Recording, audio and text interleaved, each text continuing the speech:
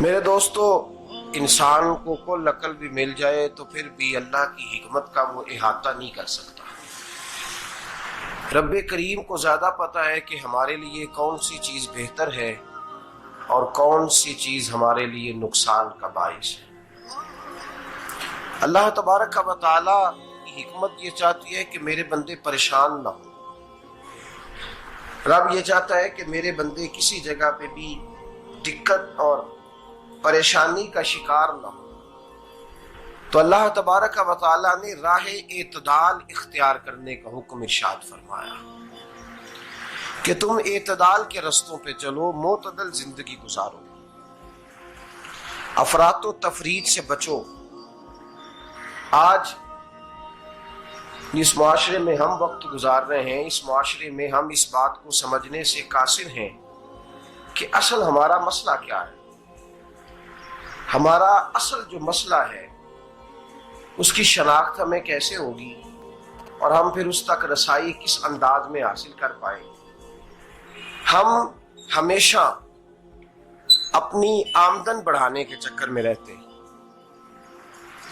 ایک کام اور شروع کر لیں، پارٹ ٹائم جاب شروع کر لیں، کوئی سائیڈ بزنس اس کا آغاز کر لیں۔ ہماری جو دوڑ لگی ہوئی ہے وہ لگی ہے کام بڑھانے میں، آمدن بڑھانے میں، حالانکہ اسلام ہمیں یہ کہتا ہے کہ تو آمدن بڑھانے کے چکر میں نہ پڑ، اصل بات یہ ہے کہ تو اپنے خرچے کنٹرول کر۔ تنگ انسان وہ نہیں ہوتا جس کی آمدن تھوڑی ہوتی ہے، یہ توجہ کیجیے گا میری بات، یہ قیمتی بات ہے اور گفتگو ساری کا لب لباب ہے۔ تنگ بندہ وہ نہیں ہوتا جس کی آمدن تھوڑی ہوتی ہے، اصل پریشان وہ ہوتا ہے جس کے خرچے زیادہ ہوتے ہیں۔ اور ہمارا جو روزمرہ کا نقصان ہو رہا ہے نا، وہ آمدن کے معاملات میں نہیں ہو رہا۔ بنیادی نقص جو واقعہ ہو رہا ہے وہ یہ ہے کہ ہمارے اخراجات زیادہ ہیں، اور وہ اخراجات کسی اور نے نہیں بڑھائے، وہ خرچے ہم نے خود بڑھا لیے ہیں اور اب ہمیں اس کا نقصان بھگتنا پڑ رہا ہے۔ اور اگر آپ صحیح معنوں میں ٹٹولیں تو جو بہت امیر لوگ ہیں وہ تو ان خرچوں سے بچ گئے۔ میں نے بہت سارے ایسے ختمات میں شرکت کی ہے، میں بہت ساری ایسی جگہوں پہ گیا ہوں کہ جہاں لوگوں نے بڑا مختصر سا ختم دلایا ہے تو ہو گیا ہے ختم۔ ختم کے معاملے میں کب کسی نے پابندی لگائی ہے کہ اس میں 200 آدمی شریک ہوگا تو تب یہ سال ثواب صحیح ہو سکے گا؟ کون کہتا ہے؟ یا شادی کے موقع پر اگر سارے بہن بھائیوں کو نہ بلایا گیا تو میری شادی پایہ تکمیل تک نہیں پہنچے گی، اس میں برکت نہیں ہوگی، یہ کس نے فتویٰ دیا ہے؟ معتدل زندگی کا اسلام حکم دیتا ہے۔ میں پڑھ رہا تھا کہ ایک بہت بڑا صدر ہے، غالباً سوڈان کے صدر کی بات ہو رہی تھی، تو اپنے بیٹے کی بارات لے کے گیا تو 4 لوگ گئے ہیں بارات، اور 15 لوگوں کا اس نے اہتمام کیا اپنے گھر میں کھانا کھانے کا۔ تو کیا شادی ہو گئی کہ رک گئی؟ تو بھائی راگ الاپنا اس بات کا کہ بڑی پریشانی ہے، کوئی سائیڈ بزنس شروع کیا جائے فلان جگہ فلان جگہ فلان جگہ، تو اصل معاملہ یہ ہے کہ پہلے ایک بندہ کماتا ہے تو پھر بھی گھر ہی چلتا ہے، پھر بڑا بیٹا ساتھ شامل ہوتا ہے تو پھر بھی گھر ہی چلتا ہے، پھر منجلا بیٹا شامل ہوتا ہے تو پھر بھی گھر ہی چلتا ہے۔ جو رونا دادا جی رویا کرتے تھے کہ بڑی مصیبت ہے، بڑی مشکل ہے، گاؤں میں رہ اکیلے ہوتے تھے اور وہ 5 بچوں کو اور 4 بچیوں کو وہ پالتے تھے، تو جو وہاں پریشانی تھی وہی آج پریشانی شہر میں آ کر پڑھ لکھ کر موٹی تنخواہ لے کر وہی پریشانی ہمیں ہے۔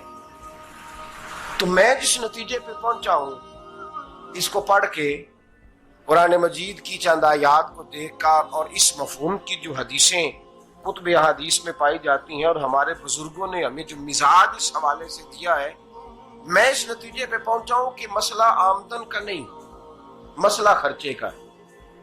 ہمارے خرچے بنیادی طور پر زیادہ، اور اگر پھر ہم زیادہ بوجھ خواتین پہ ڈالتے ہیں کہ وہ مطالبے زیادہ کرتی ہیں، اور اگر آپ مجھ سے پوچھیں تو خواتین کی بھی اگر کسی جگہ کوئی عادت خراب ہوتی ہے تو اس میں اصل کردار اس کا ہوتا ہے جو وہ عادت خراب تو کیوں اپنے گلے سے اتار کے آپ کسی کے گلے میں بات ڈالنے کے چکر میں ہیں؟ وہ خواتین کی طبیعت نہیں ایسی ہے. اصل بات یہ ہے کہ ہم نے عادت ڈالی ہے، ہم نے یہ مزاج ان کو دیا تو ان کا بنا ہے، نہ کیسے بن سکتا. تو اعتدال جب تک زندگی میں نہیں ہوتا، پانی پیاس بجھاتا ہے لیکن ایک گلاس ہی ہو تو پیاس بجھاتا ہے، بالٹی کو منہ کو لگائے گا تو کپڑے بھگو دے گا اس کے. حالانکہ پانی بری چیز کا نام نعمت ہے نا بہت بڑی اللہ کی، لیکن پیالے میں ہی اچھا لگتا ہے. کوئی مٹکا منہ کو لگائے گا تو تانگ ہوگا، پیالہ ہی بہتر ہے اس کے لیے. تو میرے دوست، مٹکے سے بھی بعض اوقات کام چل جاتا ہے، لیکن اگر کوئی کہے نہیں مجھے دریا ہی چاہیے تو اس کا تو گھر بہ جائے گا، سارا گھر بہ جائے گا اس کا. ہمیں دریا قابو کرنے کا موڈ بنایا ہوا ہے تو اس سے گھر بہا کرتے ہیں، اس سے گھر بنا نہیں کرتے. گھر پیالے سے پانی پینے سے بنتا ہے. اگر تو دریا پہ قبضہ کرنے کا موڈ بنائے گا تو گھر بنے گا نہیں، گھر بہ جائے گا. آگ نہ ہو تو کھانا پک نہیں سکتا، لیکن ہلکی آنچ سے کھانا پکتا ہے. اور اگر آنچ تیز کر دی جائے تو جی قرینے قیاس بات کر رہا ہوں، میں عقل سے ماورا نہیں کر رہا. قرینے قیاس سمجھانے کے لیے مثالیں دے رہا ہوں. ہلکی آنچ پہ کھانا پک جاتا ہے اور آگ تیز ہو تو کھانا جل جاتا ہے.